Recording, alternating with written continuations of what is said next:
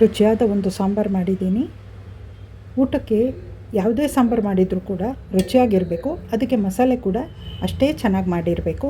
Hi hello ಎಲ್ರಿಗೂ ನಮಸ್ಕಾರ. ಎಲ್ಲರೂ ಹೇಗಿದ್ದೀರಾ? ನಾನು ಚೆನ್ನಾಗಿದ್ದೀನಿ, ನೀವೆಲ್ಲರೂ ಚೆನ್ನಾಗಿದ್ದೀರಾ ಅಂತ ಭಾವಿಸ್ತೀನಿ.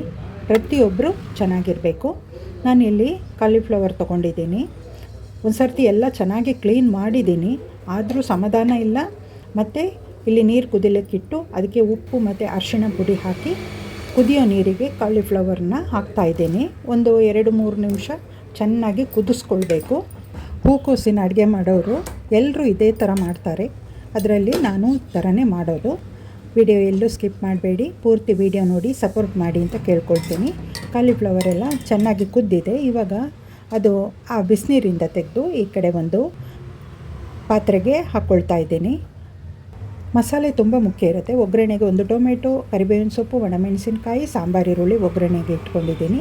ಇಲ್ಲಿ ಉದ್ದಿನಬೇಳೆ, ಕಡಲೆಬೇಳೆ, ಜೀರಿಗೆ, ಉದ್ದಿನಬೇಳೆ ಇಲ್ಲ ಗಸಗಸೆ ತೊಗೊಂಡಿದ್ದೀನಿ, ಕರಿಬೇವಿನ ಸೊಪ್ಪು, ಒಣಮೆಣಸಿನ್ಕಾಯಿ, ಒಂದು ಈರುಳ್ಳಿ, ಒಂದು ಚೂರು ಚಕ್ಕೆ, ಲವಂಗ ಮತ್ತು ಏಲಕ್ಕಿ. ಇಷ್ಟೇ, ಜಾಸ್ತಿ ಬೇಡ.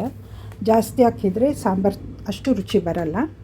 2 ಚಮಚ ಧನಿಯಾ, ಒಂದು ಬೆಳ್ಳುಳ್ಳಿ, ಒಂದು ಹಸಿಮೆಣಸಿನ್ಕಾಯಿ ಇಟ್ಕೊಂಡಿದ್ದೀನಿ, ಜೀರಿಗೆ ಕೂಡ ಇಟ್ಕೊಂಡಿದ್ದೀನಿ. ಇದನ್ನೆಲ್ಲ ಚೆನ್ನಾಗಿ ಹುರಿಬೇಕು. ಟೊಮೆಟೊನೂ ಕಟ್ ಮಾಡಿ ಇಟ್ಕೊಂಡಿದ್ದೀನಿ. ಈ ಥರ ಮಸಾಲೆ ಜೊತೆಗೆ ಲಾಸ್ಟಲ್ಲಿ ಹುರ್ಕೊಳ್ಳಿಕ್ಕೋಸ್ಕರ ಟೊಮೆಟೊ ಈ ರೀತಿಯಲ್ಲಿ ಕಟ್ ಮಾಡಿಟ್ಟಿದ್ದೀನಿ. ಯಾವುದಾದ್ರೂ ತರಕಾರಿ ತೊಗೊಂಡ್ರು ಅದಕ್ಕೆ ಬೇಕಾದ ಮಸಾಲೆಗಳನ್ನು ಚೆನ್ನಾಗಿ ಹುರ್ಕೊಳ್ಬೇಕು. ಒಂದೊಂದು ತರಕಾರಿ ಸಾಂಬಾರಿಗೆ ಮಸಾಲೆ ಹಾಕದಿದ್ದರೂ ನಡೆಯುತ್ತೆ. ಪದಾರ್ಥಗಳನ್ನೆಲ್ಲ ಹುರಿಯೋದಕ್ಕೆ 1-2 ಚಮಚ ಎಣ್ಣೆ ಹಾಕ್ಕೊಳ್ತಾ ಇದ್ದೀನಿ. ಎಣ್ಣೆ ಬಿಸಿಯಾದ ನಂತರ ಒಂದೊಂದೇ ಪದಾರ್ಥಗಳನ್ನು ಹುರ್ಕೊಳ್ಬೇಕು. ಪದಾರ್ಥಗಳನ್ನು ಹುರಿಯೋದ್ರಲ್ಲಿ ಇರೋದು ರುಚಿ. ಇವಾಗ ಕಡಲೆಬೇಳೆ 2 ಟೀ ಸ್ಪೂನ್ ಹಾಕ್ಕೊಂಡಿದ್ದೀನಿ. ತುಂಬ ರುಚಿಯಾಗಿರುತ್ತೆ. ವಿಡಿಯೋ ನೋಡೋರು ಒಂದು ಸರ್ತಿ ಟ್ರೈ ಮಾಡಿ ಅಂತ ಹೇಳ್ತೀನಿ. ಇವಾಗ ಕಡಲೆಬೇಳೆ ಹುರಿದಾಗಿದೆ. ಇವಾಗ 2-3 ಚಮಚ ಧನಿಯಾ ತೊಗೊಂಡಿದ್ದೀನಿ, ಚಿಕ್ಕ ಚಮಚದಲ್ಲಿ ತೊಗೊಂಡಿರೋದು.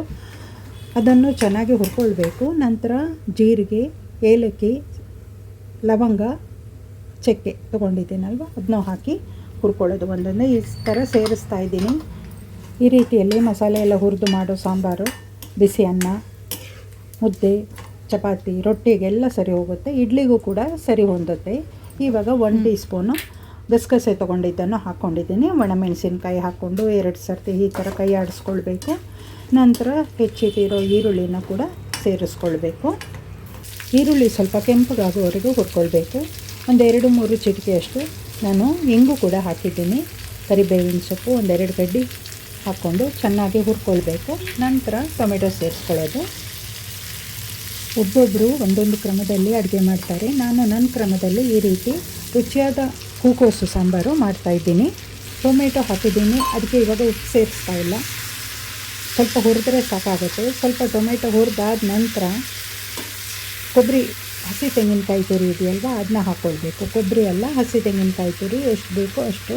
ನಾನು ಒಂದು 5-6 ಜನಕ್ಕಾಗುವಷ್ಟು ಸಾಂಬಾರು ಮಾಡ್ತಾ ಇರೋದು, ಹಾಗಾಗಿ ಇಷ್ಟು ಮಸಾಲೆ ಚೆನ್ನಾಗಿ ಸಾಕಾಗುತ್ತೆ. ಕಾಯಿ ತುರಿದು ಕಲರ್ ಒಂಚೂರು ಹೊಂಬಣ್ಣಕ್ಕೆ ಬರಬೇಕು, ಕಲರ್ ಚೇಂಜ್ ಆಗಬೇಕು. ಈ ರೀತಿಯಲ್ಲಿ ಆದರೆ ಸಾಕು. ಇನ್ನೊಂದು 2 ನಿಮಿಷ ಹುರಿದು ಸ್ಟವ್ ಆಫ್ ಮಾಡಿಕೊಂಡ್ರೆ ಆಗುತ್ತೆ. ಹುರಿದಿರೋ ಮಸಾಲೆ ತಣ್ಣಗಾಗೋ ಅಷ್ಟರಲ್ಲಿ ಹಸಿಮೆಣಸಿನ್ಕಾಯಿ ಫ್ರೈ ಮಾಡ್ಕೊಳ್ಳೋಣ. ಮೆಣಸಿನ್ಕಾಯಿ ಖಾರ ಇಲ್ಲದ್ದು ನೋಡಿ ತೊಗೊಳ್ಬೇಕು. ದಿಢೀರಂತ ಮಾಡ್ಕೊಳ್ಳೋದು ಸೈಡ್ ಡಿಶ್ ಥರ ಆಗುತ್ತೆ. ಇವಾಗ ಸ್ವಲ್ಪ ಎಣ್ಣೆ ಹಾಕಿ, ಎಣ್ಣೆ ಕಾಯ್ತಾ ಇರೋ ಅಷ್ಟರಲ್ಲಿ ಇವಾಗ ಮಧ್ಯಕ್ಕೆ ಈ ರೀತಿ ಸೀಳ್ಕೋಬೇಕು. ಇಲ್ಲಾಂದರೆ ಹಸಿಮೆಣಸಿನ್ಕಾಯಿ ಸಿಡಿಯೋ ಸಾಧ್ಯತೆ ಹೆಚ್ಚಾಗಿರುತ್ತೆ. ಹಸಿಮೆಣಸಿನ್ಕಾಯಿ ಮುಂಚೆನೇ ನಾನು ತೊಳೆದಿಟ್ಟಿದ್ದೆ.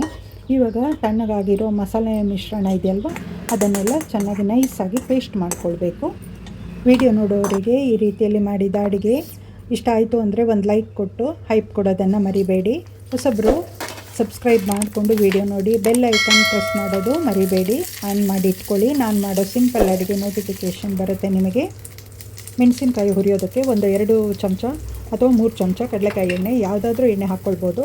ಮೆಣಸಿನ್ಕಾಯಿನ ಹಾಕಿ ಸ್ವಲ್ಪ ಹುರಿದು ಆನಂತರ ಅದಕ್ಕೆ ಬೇಕಾದಷ್ಟು ಉಪ್ಪು, ಸೋಯಾ ಸಾಸ್ ಹಾಕ್ತಾಯಿದ್ದೀನಿ. ಒಂದು 4 ಚಮಚ ಸೋಯಾ ಸಾಸ್ ಹಾಕಿ ಈ ರೀತಿಯಲ್ಲಿ ಚೆನ್ನಾಗಿ ಹುರ್ಕೊಳ್ಬೇಕು. ಸೋಯಾ ಸಾಸ್ ಇಲ್ಲ ಆದರೆ ಹುಣಸೆ ಹಣ್ಣಿನ ರಸ ಕೂಡ ಹಾಕ್ಬೋದು. ಈ ರೀತಿ ಹಾಕೋದ್ರಿಂದ ಖಾರ ಕಡಿಮೆ ಆಗುತ್ತೆ. ಅದರ ಮೆಣಸಿನ್ಕಾಯಿ ಹುರಿದು ಇಟ್ಕೊಂಡ್ರೆ ತುಂಬ ರುಚಿಯಾಗಿರುತ್ತೆ. ಒಗ್ಗರಣೆ ಹಾಕ್ಕೊಳ್ಳೋಣ. ಕಡಲೆಕಾಯಿ ಎಣ್ಣೆ ಹಾಕಿ ನಂತರ ಎಣ್ಣೆ ಕಾದ ನಂತರ ಸಾಸಿವೆ ಹಾಕ್ಕೊಳ್ಳೋದು. ಹೆಚ್ಚೇನು ಇದಕ್ಕೆ ಒಗ್ಗರಣೆ ಬೇಕಿರಲ್ಲ, ಯಾಕೆಂದರೆ ಮಸಾಲೆಗೆ ಹುರಿದ ಚೆನ್ನಾಗಿ ಪದಾರ್ಥಗಳನ್ನು ಸೇರಿಸಿದ್ದೀವಿ, ಹಾಗಾಗಿ ಕಡಿಮೆ ಒಗ್ಗರಣೆ ಸಾಕಾಗುತ್ತೆ.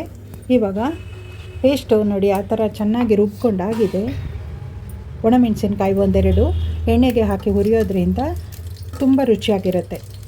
ನಾವು ಊಟದ ಜೊತೆ ಕೂಡ ಆ ಮೆಣಸಿನ್ಕಾಯಿಯನ್ನು ತಿನ್ನೋದಕ್ಕೂ ಚೆನ್ನಾಗಿರುತ್ತೆ, ಯಾಕೆಂದರೆ ಎಣ್ಣೆಯಲ್ಲಿ ಫ್ರೈ ಆಗಿರುತ್ತಲ್ಲ. ಒಂದು 100 ಗ್ರಾಮ್ ಸಾಂಬಾರು ಈರುಳ್ಳಿ ಚೆನ್ನಾಗಿ ಎಣ್ಣೆಯಲ್ಲಿ ಬೇಯಿಸ್ಕೋಬೇಕು. ಈ ರೀತಿ ವಿಡಿಯೋ ನೋಡೋರಿಗೆ ಈ ರೀತಿಯಲ್ಲಿ ಮಸಾಲೆ ಹಾಕಿ ಮಾಡಿದ ಹೂಕೋಸಿನ ಸಾಂಬಾರು ಇಷ್ಟ ಆಯಿತು ಅಂದರೆ ಕಮೆಂಟ್ ಸೆಕ್ಷನ್ನಲ್ಲಿ ಕಮೆಂಟ್ ಹಾಕಬೇಕಾಗಿ ವಿನಂತಿ.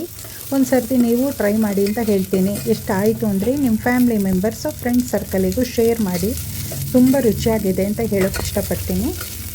ಒಗ್ಗರಣೆಗೆ 2 ಕಡ್ಡಿ ಕರಿಬೇವಿನ ಸೊಪ್ಪು ಹಾಕ್ಕೊಳ್ಳೋಣ. ಅದು ನಾನೇ ಬೆಳೆಸಿರೋದು, ಪ್ರತಿ ವಿಡಿಯೋದಲ್ಲಿ ಹೇಳ್ತಾ ಇದ್ದೀನಿ. ಅರಿಶಿಣ ಪುಡಿ ಮಸಾಲೆ ಹುರಿತಾ ಹಾಕಿರಲಿಲ್ಲ, ಇವಾಗ ಎಣ್ಣೆಗೆ ಹಾಕ್ಕೊಂಡು ಹುರ್ಕೊಂಡ್ರೆ ಒಳ್ಳೆ ಪರಿಮಳನೂ ಬರುತ್ತೆ, ಸಾಂಬಾರು ಕಲರ್ ಕೂಡ ತುಂಬ ಚೆನ್ನಾಗಿರುತ್ತೆ. ಇವಾಗ ಇಲ್ಲಿ ಒಂದು ಟೊಮೆಟೊ ಹಾಕ್ಕೊಂಡು ಚೆನ್ನಾಗಿ ಹುರ್ಕೊಳ್ಬೇಕು. ಮಸಾಲೆ ರುಬ್ಬುವಾಗ ಬೇಕಿದ್ದರೆ ಒಂದು ಚೂರು ಹುಣಸೆಹಣ್ಣು ಕೂಡ ಹಾಕ್ಕೊಳ್ಬೋದು. ಒಬ್ಬೊಬ್ಬರು ಮಾಡೋ ಅಡುಗೆ ರೀತಿಯೇ ಬೇರೆ ಇರುತ್ತೆ, ಕೈ ರುಚಿ ಕೂಡ ಬೇರೆಯೇ ಆಗಿರುತ್ತೆ. ನಾನು ಈ ರೀತಿಯಲ್ಲಿ ಮಾಡ್ತಾಯಿದ್ದೀನಿ. ಇವಾಗ ಬೇಯಿಸಿಟ್ಟಿರೋ ಹೂಕೋಸಿದೆಯಲ್ವ, ಅದನ್ನು ಸೇರಿಸ್ಕೊಂಡು ಸ್ವಲ್ಪ ಮಗ್ಚ್ಕೊಳ್ಬೇಕು. ನಂತರ ಮಸಾಲೆ ಕೂಡ ಹಾಕಿ ನಾನು ಒಂದೇ ಸರಿ ನೀರೆಲ್ಲ ಹಾಕಿದರೆ ಒಂದೇ ಸರಿ ಮಗ್ಚ್ಕೊಳ್ಳೋಕ್ಕೆ ಸುಲಭ ಆಗುತ್ತೆ. ಜಾರ್ ತೊಳೆದು ಆ ನೀರನ್ನು ಕೂಡ ಸೇರಿಸ್ಕೊಳ್ಬೇಕು. ಸಾಂಬಾರು ನಮಗೆ ಯಾವ ಹದಕ್ಕೆ ಬೇಕು ಆ ಹದಕ್ಕೆ ನೀರು ಸೇರಿಸ್ಕೊಳ್ಬೇಕು. ಒಂದೇ ಥರದಲ್ಲಿ ಸಾಂಬಾರು ಮಾಡಿ ತಿನ್ನೋಕ್ಕೂ ಬೇಜಾರಾಗುತ್ತೆ. ಒಂದೊಂದು ಸರ್ತಿ ಈ ರೀತಿ ಎಲ್ಲ ಮಾಡಿಕೊಂಡು ಊಟ ಮಾಡಿದರೆ 2 ತುತ್ತು ಜಾಸ್ತಿನೇ ಊಟ ಮಾಡ್ಬೋದು. ಒಳ್ಳೆ ಪರಿಮಳ ಬರ್ತಾಯಿದೆ, ಹೇಳ್ತಾ ಇದ್ದೀನಿ. ನಿಜವಾಗ್ಲೂ ಸೂಪರಾಗಿದೆ ಸಾಂಬಾರು. ಉಪ್ಪು ಹುಳಿ ಖಾರ ಮಾಡೋರು ಹೇಗೆ ಬೇಕಾದರೂ ಹಾಕ್ಕೊಳ್ಬೋದು. ನಾವು ಸ್ವಲ್ಪ ಖಾರ ಕಡಿಮೆ, ಕಲರ್ ಆ ರೀತಿ ಇದೆ ಅಂದರೆ ಬ್ಯಾಡಗೆ ಮೆಣಸು ಉಪಯೋಗಿಸಿದ್ದೀನಿ, ಅದಕ್ಕೆ ಕಲರ್ ಆ ರೀತಿ ಇರೋದು. ಮಸಾಲೆಗೆ ಹುರಿದಿದ್ದ ಪದಾರ್ಥ ಎಲ್ಲ ಮನೆಯಲ್ಲೇ ಇರುತ್ತೆ. ಈ ರೀತಿ ಮಸಾಲೆ ಮಾಡಿಕೊಂಡ್ರೆ ತುಂಬ ಚೆನ್ನಾಗಿರುತ್ತಲ್ವ. ಮಸಾಲೆ ಜೊತೆ 4 ಗೋಡಂಬಿ ಹಾಕ್ಕೊಂಡ್ರೆ ರೆಸ್ಟೋರೆಂಟ್ ಸ್ಟೈಲಲ್ಲೇ ಇರುತ್ತೆ. ಬಿಸಿ ಬಿಸಿ ಅನ್ನಕ್ಕೆ ಈ ಸಾಂಬಾರು ಹಾಕ್ಕೊಂಡು ಹುರಿದಿಟ್ಟಿದ್ದೀನಲ್ಲ ಮೆಣಸಿನ್ಕಾಯಿ, ಅದ 2 ಹಾಕ್ಕೊಂಡು ಊಟ ಮಾಡಿದರೆ ಗಮ್ಮತ್ತು ಊಟ ಆಗುತ್ತೆ. ಸ್ವಲ್ಪ ಉಪ್ಪು ಬೇಕು ಅನ್ನಿಸ್ತು, ಉಪ್ಪು ಹಾಕ್ಕೊಳ್ತಾ ಇದ್ದೀನಿ. ಈ ವಿಡಿಯೋ ನೋಡಿದವರಿಗೆಲ್ಲ ಧನ್ಯವಾದ ಹೇಳ್ತಾ ಸಪೋರ್ಟ್ ಮಾಡೋದು, ಶೇರ್ ಮಾಡೋದು ಮರಿಬೇಡಿ. ನಾನಲ್ಲಿ ಫಸ್ಟಿಗೆ ಸ್ವಲ್ಪ ಶುಂಠಿ ಬೆಳ್ಳುಳ್ಳಿ ಪೇಸ್ಟ್ ಹಾಕಬೇಕಿತ್ತು, ಮರ್ತಿದ್ದೆ. ಮತ್ತು ಹುರಿದು ಸ್ವಲ್ಪ ಸೇರಿಸಿದ್ದೀನಿ, 1-2 ಸ್ಪೂನ್ ಆಗುವಷ್ಟು ಹಾಕಿದ್ದೀನಿ. ಏನೇ ಕೆಲಸ ಮಾಡಬೇಕಂದ್ರೂ ಚೆನ್ನಾಗಿ ಮಾಡಬೇಕಲ್ವ. ಈ ವಿಡಿಯೋ ನೋಡಿದವರಿಗೆ ಮತ್ತೊಮ್ಮೆ ಧನ್ಯವಾದ ಹೇಳ್ತಾ, ಹೊಸಬ್ರು ಸಬ್ಸ್ಕ್ರೈಬ್ ಮಾಡಿಕೊಂಡು ವಿಡಿಯೋ ನೋಡಿ ಸಪೋರ್ಟ್ ಮಾಡಿ, ಶೇರ್ ಮಾಡಿ. ಮುಂದಿನ ವಿಡಿಯೋದಲ್ಲಿ ಸಿಗೋಣ. ಎಲ್ರಿಗೂ ಧನ್ಯವಾದಗಳು. Thank you.